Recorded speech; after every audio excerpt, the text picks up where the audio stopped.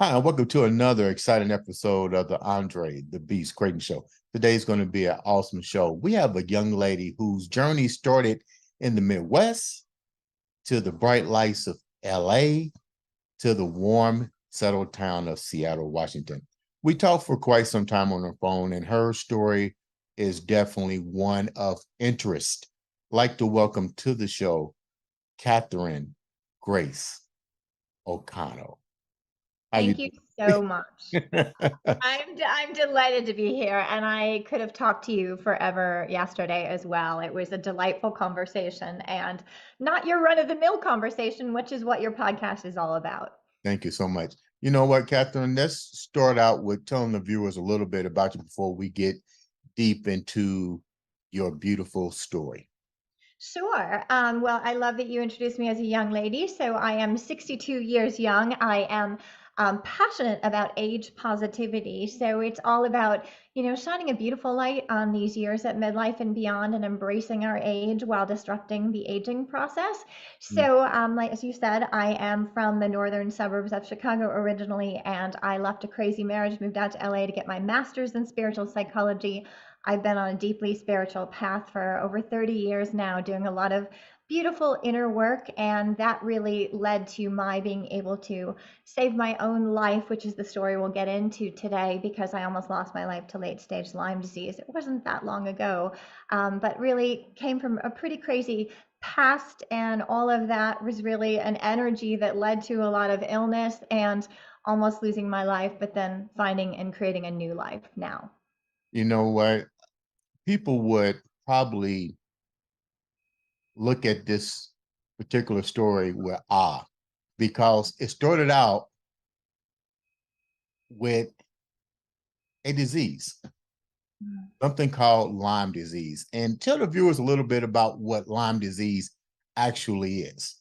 Sure. So actually, if we were getting to get into a little bit more of the medical side, which is kind of interesting, if you look under a microscope, Lyme, the Lyme bacteria, is a corkscrew bacteria. It looks identical to syphilis. So it's pretty wild. It screws into your tissues and organs, and it proliferates in your system. So a lot of times people are not diagnosed, like me, misdiagnosed for over 10 years. So in that period of time, it goes dormant. It screws into those tissues and organs, and it starts proliferating around your system, but it doesn't activate until certain things happen. And for me, that is either trauma or it's also antibiotics make it go active. So in which case it was in my brain. And so, but in general, Lyme disease it comes from a tick, but also now it can be spread other ways. But originally, that's how most people get Lyme disease. I ended up getting it in the Midwest. I lived right next to a forest preserve that had deer there. The deer had a tick on it, and that tick bit me and ended up with Lyme disease. But most people who get Lyme disease do not get this bull's eye rash. Only about 20% of people do. So otherwise, you just might feel terrible. Maybe it's flu-like symptoms. Most doctors end up missing it and never testing for Lyme disease. So it can be a really tricky process, and a lot of people catch it very late. In my case, I literally was a walking dead person because I had it for over 10 years by the time I was diagnosed. Wow. So let's go back. The Midwest. Woo! Chicago, Indiana. Been to Indy many times, many times. Yeah, as I said, we're pretty much neighbors. What was Yeah. it like growing up in the Midwest for you as a child? Tell me a little about your family, because let me explain to the viewers what's about to happen here. We got 30 minutes to take you into her life.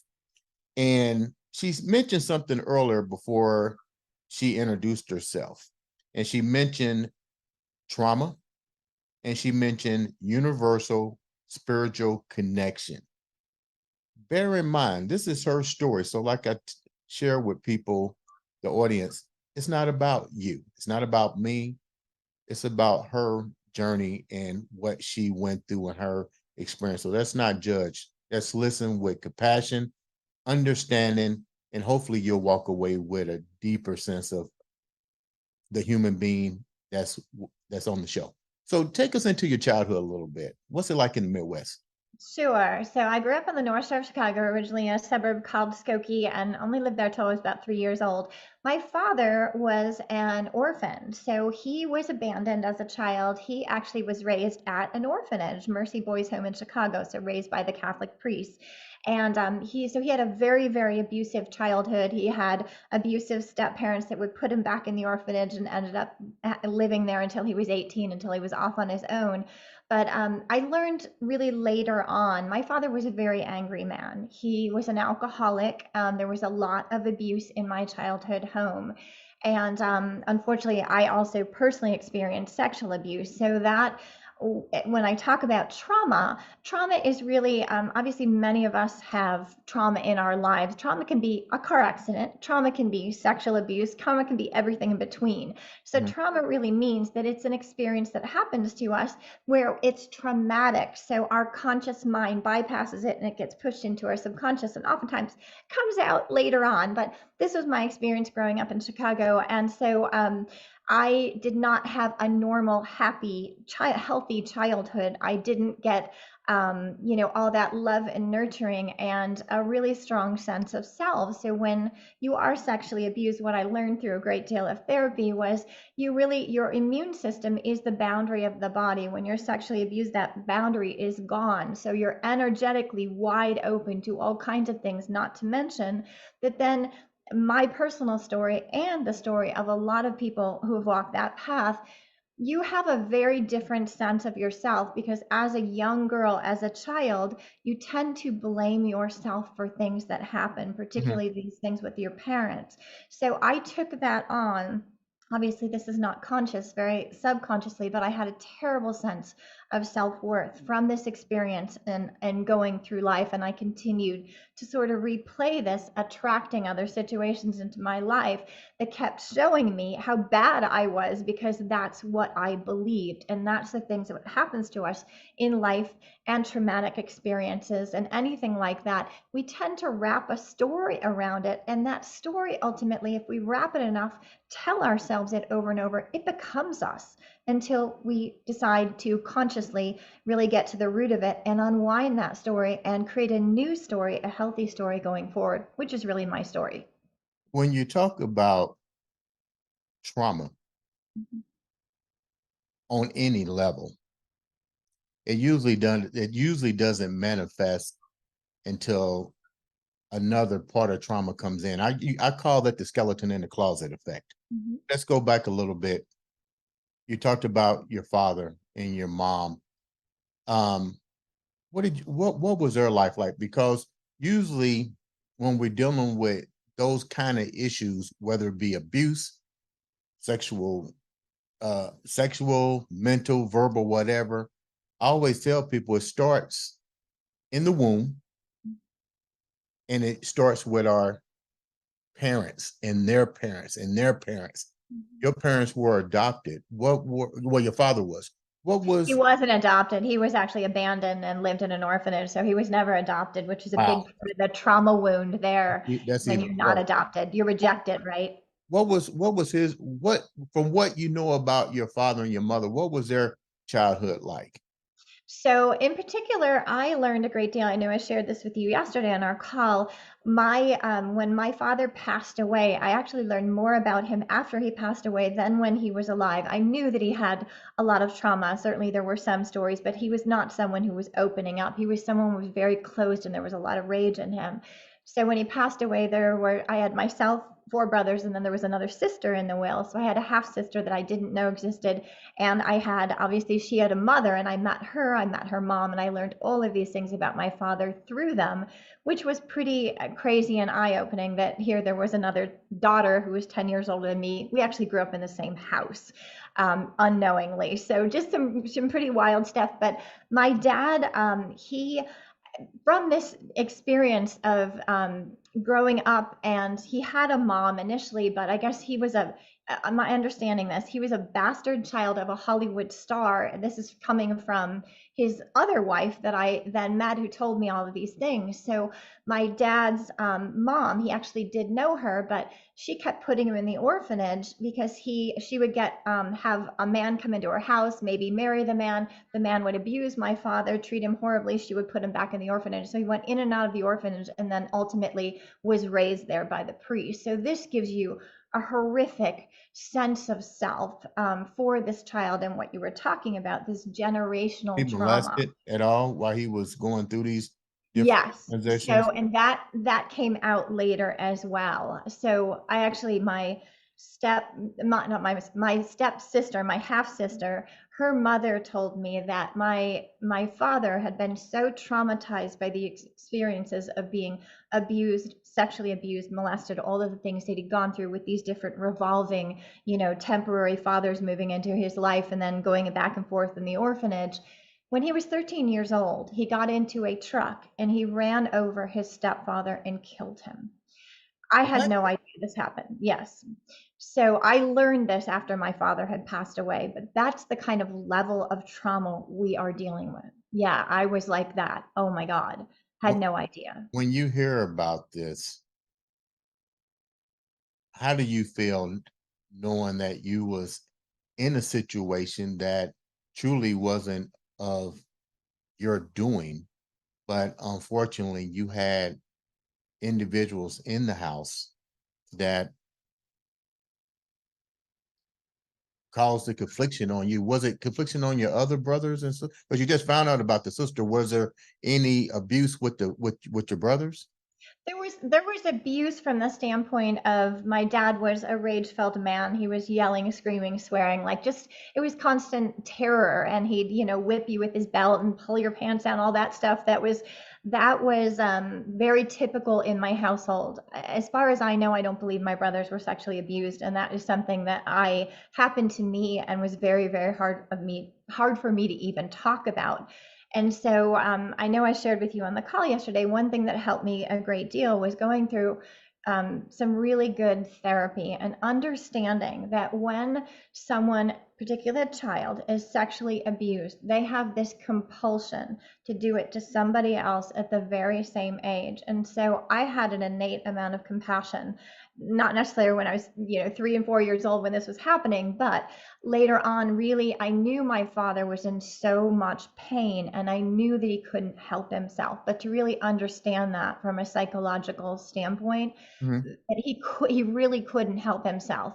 So I made a decision early on that I was not going to repeat that trauma. Hurt people, they say, but hurt people don't have to continue hurting people, and someone has to break the cycle. So Where for was your me, mom? Where was your mom during all this? my mom, I believe that she knew what was going on and that she did not help me, and that became a lifelong pattern even in my abusive marriage that I left. When I went to her for help, there was no help.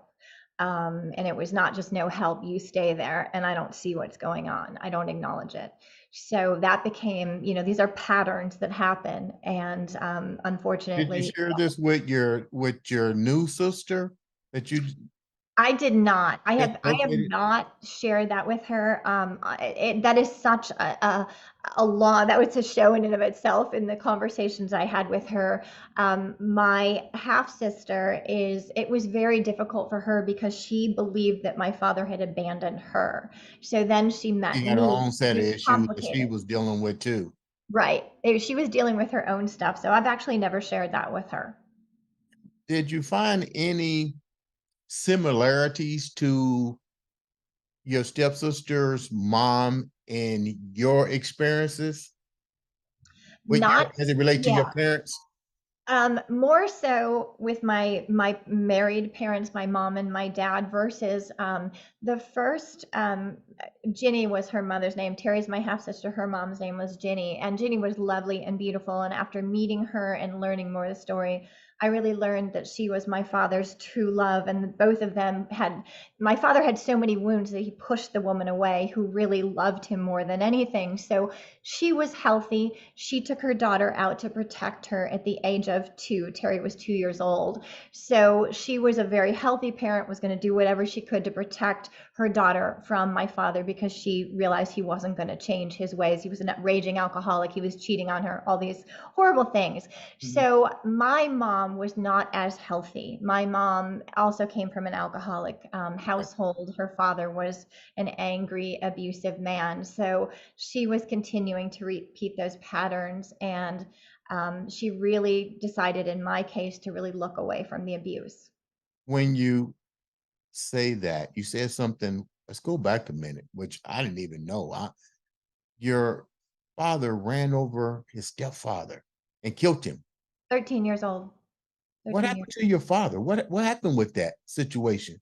I have no idea because this is coming way after my father has passed. This is, I'm meeting them because Terry's name is in the will, and I don't even know there's a Terry, Right. or there was a Ginny, her mom. So I'm learning this through them, and I actually went through like the Chicago papers and all that to see if I could find anything from back in the day. But he was 13 years old, so I imagine it's one of They those probably things. killed all those documents. Exactly. I have no idea. I imagine he was so young and he was an orphan and he wasn't ever prosecuted. I really don't know any of the details. All I know is like your reaction. I was just jaw to the floor, How do absolutely how do you how mind blown to hear how this. do you what's your next step? You're older now. Most individuals would have probably ran away.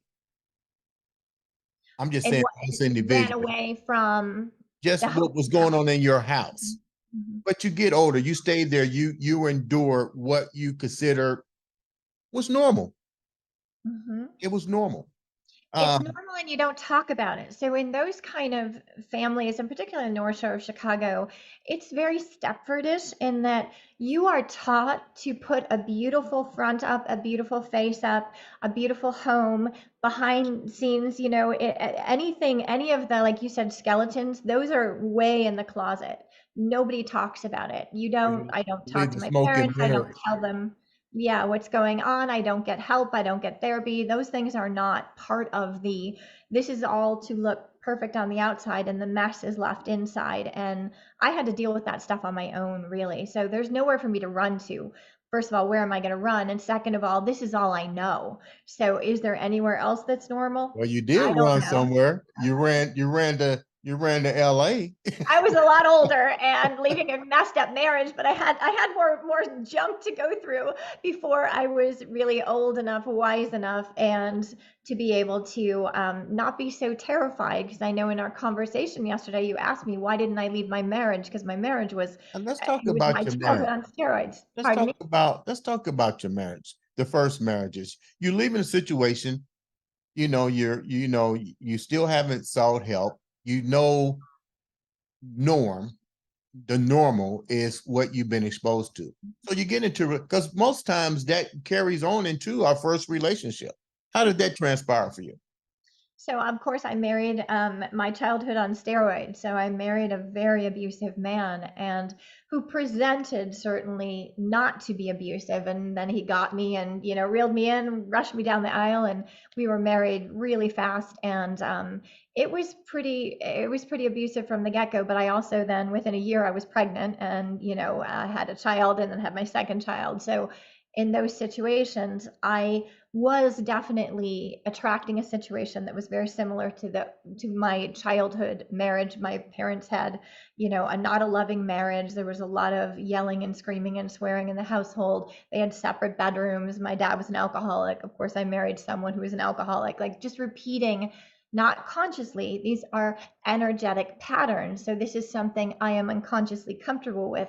So I've attracted someone now who only reinforces this image to me that you're worthless. And he would literally say that you are a worthless piece of fill in the blank, day in, day out. And so I, um, I did the best that I could to raise my children by putting them in a little bit of a bubble and not letting them know what I was dealing with. I was keeping that sort of compartmentalized and separate, kind of like what I learned growing up.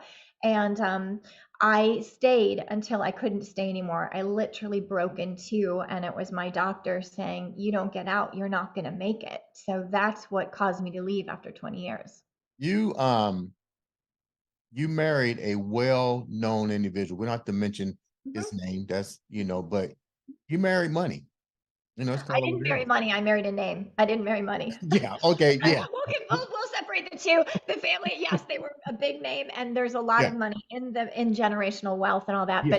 But there's different family members, and the family that I actually married into had spent most of their money. They lived big. They always lived big. Right. So yeah, so there wasn't a lot of money when I got married. I didn't marry for money. You didn't you Yes, didn't see no signs ahead of time before 22 years. You didn't yeah. see some signs or symbols, red flags There were prior. yes, there were some red flags. They did not get gigantic like you'd wave in front of a bull until after the marriage. So there were definitely some red flags, but there is again, understanding psychology. The person who I married put out a really charming front. There's this whole persona in order to get what they wanted. He wanted me. I checked all the boxes, and but the real abuse didn't start until after we were married and after I got pregnant. So What it's did he like, want from you? You just mentioned that. He checked the boxes. Now that you look back, what was he checking off his box that he needed in his life? Because evidently he didn't need you because he degraded you and so forth. So what was the check marks that he checked to even get you? so he had been married before, first of all. So he'd been divorced for 10 years when I met him, and he was still carrying the rage and anger of this first marriage and his first wife cheating on him within 6 months, 10 years later. So that's the person that I'm marrying, first of all. So, and not really understanding this. So he had been single for 10 years now. And I looked the part. Okay. He'd say, "You're high profile, you're this, you're that." So I looked really good. I would make that perfect little wife on the North Shore of Chicago. I would create the perfect little children. I would create the perfect little home. And he would go to work and live on the golf course and never be part of any of it. Of course, I didn't know any of that. There's no understanding of that ahead of time. I actually thought he'd be this great dad, and I was like, whoa, pretty surprised that I had no husband and no father for my children the whole time. So, but I filled a mold. He could now be married, have children, live in the right suburb, have the right home, the right wife, the right look of everything. But he was never there part of any of it from really day one of my having children. Let's go a little bit further than that. I have good memory. You had a recurrence of an old friend called Lyme.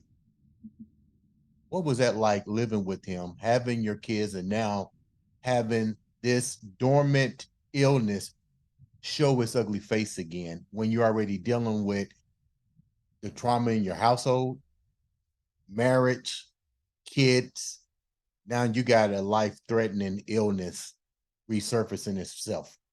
So the diagnosis of the illness didn't come until after I'd left the marriage and I'd moved to LA. So I was in and out of the hospital though during the marriage. So during the marriage, I was really sick. I looked like this, and I would go into the doctor and they'd say, "It's all in your head." And I'd be like, "No, I mean, these things are really happening to me." So, and then I would have spinal meningitis. I would have my colon resectioned. I would have surgery upon surgery to major illness, on antibiotics constantly, in and out of the hospital and the doctor's offices. So, but I was never formally diagnosed with Lyme disease until I left the marriage. And that is when I saw a doctor who was the doctor of last resort and saw a lot of people with Lyme. And she put together that I had two cases of spinal meningitis that were 10 years apart. And that is a very common complication with Lyme disease. So I had my first case of spinal meningitis when I was married. I had 11 spinal taps all by myself. I'd have to find a way to the hospital myself, sit there and have spinal taps by myself, get a ride home by myself, have surgeries by myself. I never had a husband with me for any of it. Where was he at? Where was he at? He would leave me to die. He would say, "See you going to play golf." So, and leave me to die. Where were So your that kids? is the Where were your severity. kids at? They Where, were there. They were there. They were not old enough to take me to the hospital or really to understand. I wasn't going to go tell them your father is, is going to the golf course while I'm dying. But I would certainly call friends or call family members to come help me because, yeah, I almost died a number of times when I was married. what were your friends saying during this time? At least you had a somewhat of a support. Didn't they ask you, okay, where in the hell is this husband of yours? Why ain't he watching his kids? And more importantly, why isn't he in the hospital with you when you're about ready to die? It's interesting, when I shared with you yesterday, like I would tell my mother all of these things and my brothers, nobody would ever say a word to him. So this is the frame that I'm coming from, right? So I had one friend that was the one who would call my doctor and help me and find a way to the hospital, but she also was in an abusive marriage.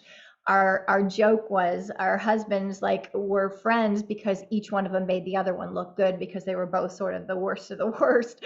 But this is what I was dealing with. So I have a framework of being raised in a family that is not going to see my abuse, is not going to help me in any way. And then I have my best friend who's also being abused, and certainly other people knew, but not necessarily to the same extent. It's not like I'm going out there and telling everyone, my husband's left me to die, help. A lot of times this is the model where I would just keep it inside and tell the people closest to me. But again, my family isn't looking at me and helping me or won't say a word to him. Because your family's probably used to the norm, and that was norm to them. They're used to the norm, and you know what? The bottom line is my mother liked this big name, liked the fact that I had married into someone in the social register, somebody that was the bright country clubs. That was very important to her. And so I can't understand that. I can't relate to that at all. But that is what I was dealing with. And so it was, I'm going to look away. You stay in that marriage no matter what. Wow, that's crazy. But unfortunately, you did have a life death experience during these moments of your life. Take the viewers down that and what that was like, because you're one out of a million, I would say, that had Yeah. this experience. It's so yeah, there are not many people. So Okay. on this is fast forwarding. I left, Chicago, gosh, in the spring of 2011, and this is now spring of 2014, and I'm diagnosed with late stage Lyme disease. And I had been having a major 2 weeks in the hospital not long before this, my second case of spinal meningitis right before then. And so by the time I was diagnosed, it took 4 months to get a diagnosis. By the time I was diagnosed and I started treatment, I was having full body seizures. So they were 3 to 8 hours a day. That entire year, I was bedridden. I couldn't do anything for myself. I went down to under 100 pounds. I'm 5'9", over 30 pounds less than I have on me now. And Cedar Sinai last right, all my organs shutting down. And so by 11/11/14, so I'm diagnosed in March of 2014. By 11/11/14, I'm having a near death experience. So it's Hey, that Catherine, fast. hold that thought for a minute. There's a question I want to ask. All this time, what kind of tests were performed on you? And before we go back to 11/11/14, how do you feel about the fact that this, with the technology, MRIs, CAT scans, blood work, nobody could treat this or diagnose you with this until this? How does it make you feel? Let's go right there. You know what? It's a very common experience for women in particular, and let's say women who don't come from healthy backgrounds, because then you don't necessarily assert yourself properly, right? So not to me to blame, but to say this is again that ongoing pattern of not being believed or heard. So it was doctor upon doctor upon doctor upon doctor, basically dismissing things or just treating a symptom, but never looking for the root cause, that here is someone who is constantly sick, constantly having surgery or in and out of the hospital or on antibiotics, always, always sick. So first of all, there's abuse. So definitely didn't even see that. But secondarily, there's something underlying. There's something at the root of this. This is not just, let's treat this with antibiotics or this with antibiotics. There's some major illness under here. So that's what took so long. And it took me getting to a doctor who was an integrative medicine doctor who straddles both alternative world and the Western world. Okay. So still to this day, Lyme disease is so misdiagnosed, mistreated, misunderstood, stigmatized. So it's not like your typical illness of cancer, and I'm not dismissing that in any way, but those we have real treatment protocols. We have doctors that know what to do and to look for things and to do tests.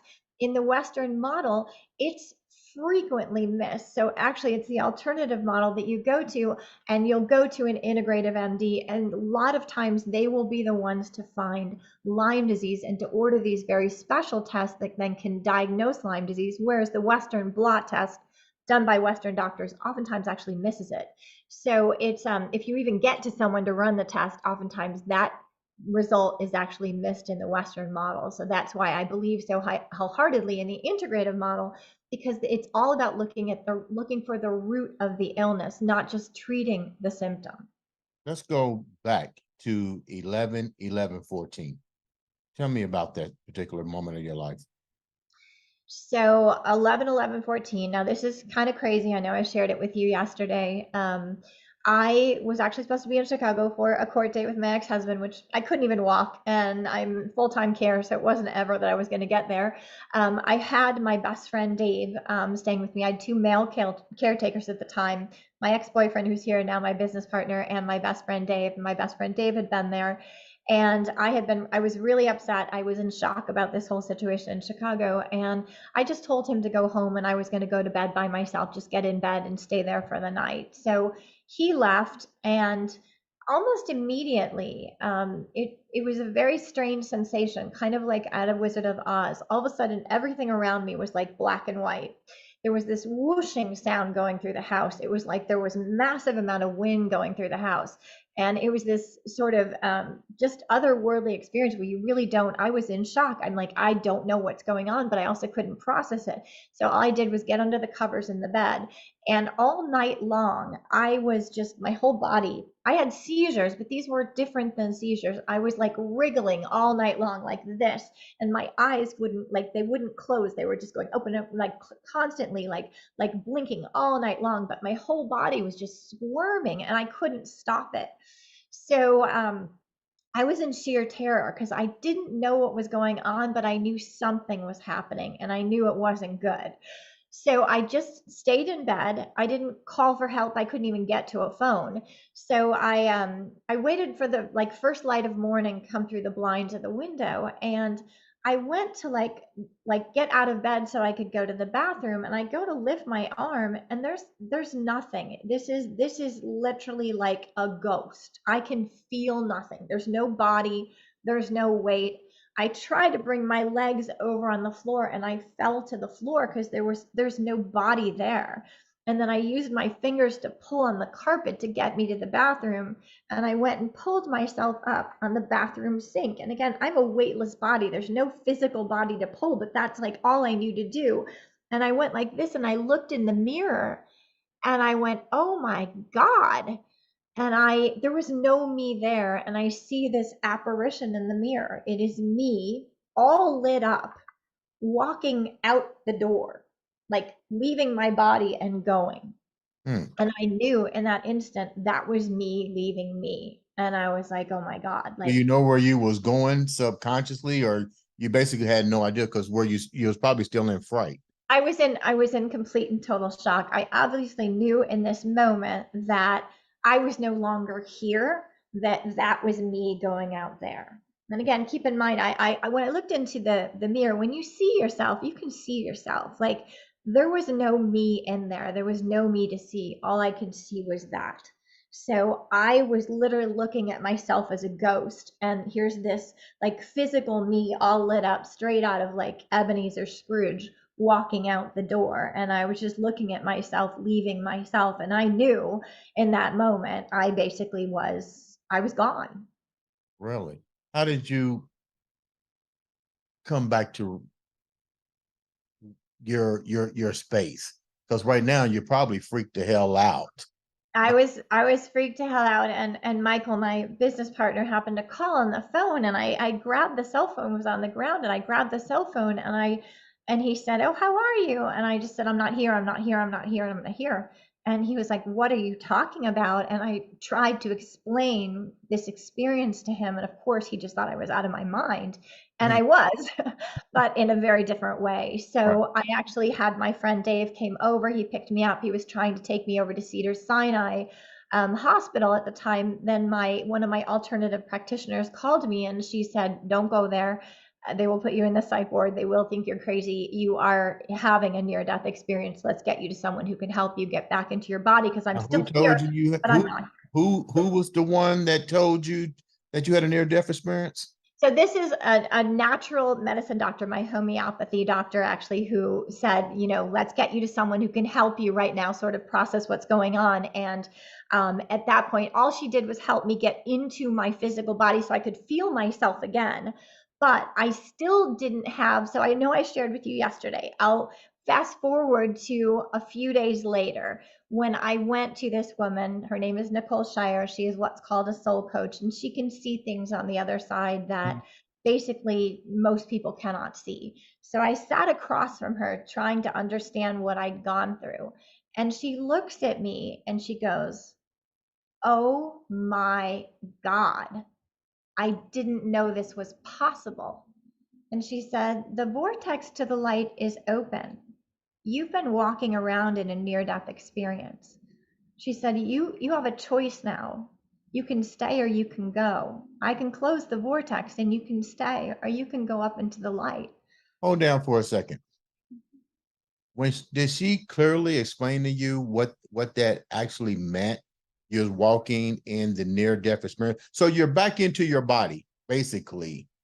I'm back in my body, but this other person who helped me just get back into my physical body didn't have the ability to see that literally there's this vortex. There's a vortex to the light. So when we die, this is all explained to me after this. I've gone to other people to really understand, process what happened to me. So when we die, the vortex of the light opened. There is a magnetic pull that pulls out your soul within 30 seconds to a minute. And that is in general all a human being can resist. There's no ability really for me to have gone through what I went through. So this woman who closed the vortex for me helped me to understand that I was a special soul. No one is supposed to be able to really endure that. This magnetic pull is too strong to pull your soul out of your physical body. And my physical body was extremely weak, but I was meant to be here and have this experience. So she said I was an uber soul,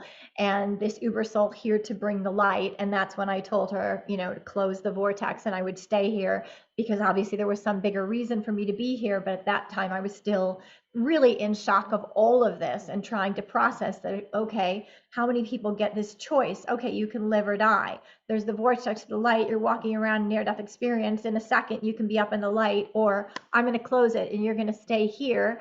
But I don't even know why you're here. So it's a pretty Did she crazy explain experience. to you? I know that had to be a lot to try to comprehend at such a after going through what you just went through. More importantly, the individual that found you and took you, what were they saying? Were they there as part of this awakening and what she was sharing with you? How was they viewing what she was saying? And are you talking about when I first just got back into my physical body Yeah, before I went to Nicole? So, yeah. the people that I was with couldn't see any more than I could at that point. I had no idea. I knew that I had gone through a near death experience. I certainly had no idea that I was walking around in it. In Yeah. other words, I just thought my soul was trying to leave. It came back. I couldn't feel me. And so she helped me get in my physical body.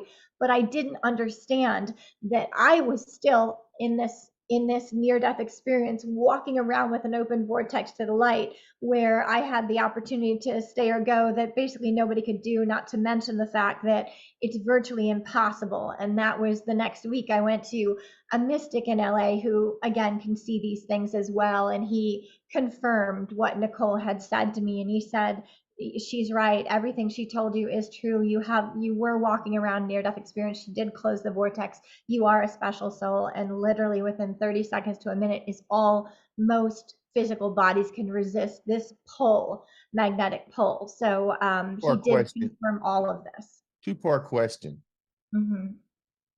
What was it like walking around with the near-death experience and then still having the portal open where you had the choice to either go or to stay? And then the other part of the question is, did they give you the recipe? If you stay, this is what you're going to, this is your mission. If you go, this is what's going to happen. They didn't give you none of those. So what was it like in walking in the near-death experience, because you haven't went to the light yet? Mm-hmm. So I guess when you came back into your conscious, into this vessel, what was the difference? So I was still, as anyone who's gone through a really traumatic, shocking experience, that was a traumatic, shocking experience. And you're still, if you had a lot of trauma, you disassociate a lot. So I'm used to that feeling of really being out of my body. So during that entire time, I was still very out of body. I was not, even though she physically put me back in my body and I could feel things again. A lot of times with people with trauma, we're existing out here somewhere and we're not really fully present in our body. So that's kind of what that experience was like.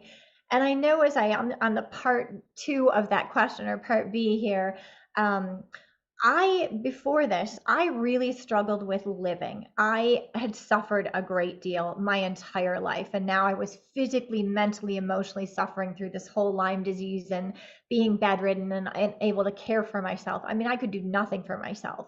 So I was miserable and I wanted to go. So I had two children. The only reason I could think about being here any longer was because of them. Other than that, I was like, it's awesome up there. I want to go with the angels. I'm really comfortable up there. I'm not so comfortable down here because you guys are pretty crazy humans. I don't understand you. So at that point, when I decided to stay, like you said, there's no roadmap. There's no roadmap for going. There's no roadmap for staying. Although I knew in my heart up there is a beautiful place. I wasn't so sure down here. But I made that decision to stay. And that came from a different place, basically understanding in some way at that time I was here for a greater purpose, because I didn't know what it was. I had no idea, but I knew in that moment, if I'm going through this experience that virtually no one else is ever going to have, you don't get this option where the light is open. You go, can you stay or go? It's just, you're gone. Mhm. So I knew this was a really wild experience, and it came from God source universe, something much greater than me. And there was a reason for me to be here. And I was going to trust that and stay and just keep following the breadcrumbs of the universe and God that they would put in front of me. And I'd say yes to them. And, again, there's a whole other story of how my whole life transformed inside I out. guess it wasn't all about us. I think that's the problem that we run into. The bigger purpose is, I think, that we become self-absorbed and don't realize that, it's not about us. It's definitely a bigger mission. My hat's off to you for all of it, for overcoming, for conquering, for realizing that you had an opportunity you had two opportunities. You can stay or go. And you decided that the mission was a lot bigger, which was your children, to give them a different view on how the universe works, how we should operate in the universal law here on Earth. Um, what's the end game for you? What's the end game for you? Well, my life completely changed after that. I mean, I know there's a whole other story and we can always talk about that another time, but I did have to bring myself back. It wasn't like all of a sudden my reality changed and, I was healthy. I still was very sick. And so I really took my toolbox out and transformed my life from the inside out, saved myself, saved my life, transformed my belief system, everything, the root of that trauma and all the beliefs I'd wrapped around it. So here I am now at 62, and I'm living a completely different reality than I lived before. I truly love myself. I have confidence and all of these things that I was searching for before, they were always here. And so that's the magic. All of these things are just beliefs. They're things that we take on when we're disempowered or lacking self-worth. All these things, we come into this world, these beautiful innocent beings, and we have all of these things and we lose them over time. So these years at midlife and beyond are a beautiful time of self-discovery, a time to go in and to find all these gifts. I have all these gifts that I didn't know existed. I'm creative. I didn't know I was creative. Like all of these things that I've unwrapped and unpacked and unwound these stories. So now I share this with others. I have 30 plus years of working in the inner world and all these natural tools that I'm a meditation teacher, all these things I've been trained in energy work. So I know they work, and I know that the best years of our lives are, at midlife and beyond. And not to, take anything away from youth. Youth is wonderful, but the longer we've lived, most likely, the more experiences we've gone through, and oftentimes the more challenging experiences, and the more wisdom that comes from that. It's the, friction on the oyster and the that causes the pearl to form. So we're the pearls. And so I love sharing that with women. I love inspiring and empowering through my story. I love giving hope, and I love shining a beautiful light on these years at midlife and beyond, because it truly is the best time of a woman's life, and hopefully men too. Before we wrap up, I'm gonna ask another question real quick. What was your belief system prior to all of these beautiful manifestations happening to you? What was your belief system like? Well, I grew up in the North Shore. Chicago tends to be very, should we say, religious and Christian, conservative. And I grew up in a Catholic household. So I still have that beautiful Christ consciousness, shall I say, but I'm deeply spiritual. So over these decades, over 30 years ago, I found this spiritual path. And what I mean by that is really finding some amazing teachers that allowed me to really see something that was so much bigger. To me, religion puts these walls around us. We have these dogmas, believe this is good, this is bad. I don't believe that. All to me, all religions are good. There's a beautiful source energy up there. Call it God, call it Buddha, call it whatever you want. To me, I know in my heart there's this beautiful higher power guiding me and guiding all of us down here on earth. Excuse me. So all it has done is really opened me up to seeing life through the eyes of, love, through source, through, we're these human beings. We're really spiritual beings having a human experience. We're souls in this human body, the souls being the most important part. And when we connect to that, something so much greater than us, like you said at the beginning, it's not just about little old me. It's I'm here for a purpose and a reason. And it's really to bring love, to give hope. And yeah, that's a big part of my life's journey. How can the viewers reach out to you to learn more about your story and what you're doing for the community and the services that you offer? Thank you for asking. You can find me, Catherine Grayso, just by Googling me, but I'm over there on Instagram. I respond to every single message on my DMs. Not always every comment, sometimes there's way too many, but I do my best. But I'm very easily accessible over on Instagram. It's probably my most accessible platform. I also have a global community on Facebook. You can find me over there at Forever Fierce Midlife Matters. Also my Catherine Grayso page, my blog, Catherine Grayso. I have a podcast as well. So you can find me pretty much anywhere, but just Google Catherine Grayso and come on, join me over on Instagram. I've got a wonderful 30-day challenge coming up in January, and I'd love for you to come join me and hopefully inspire you. Catherine, leave the viewers with something universally connected all of us together. Thank you so much. Thank you for all the amazing work that you're doing and the incredible people that you have on and the stories that you're sharing that I know are transforming lives. Ladies and gentlemen, this has been another exciting episode of the Andre the Beast Crayton Show.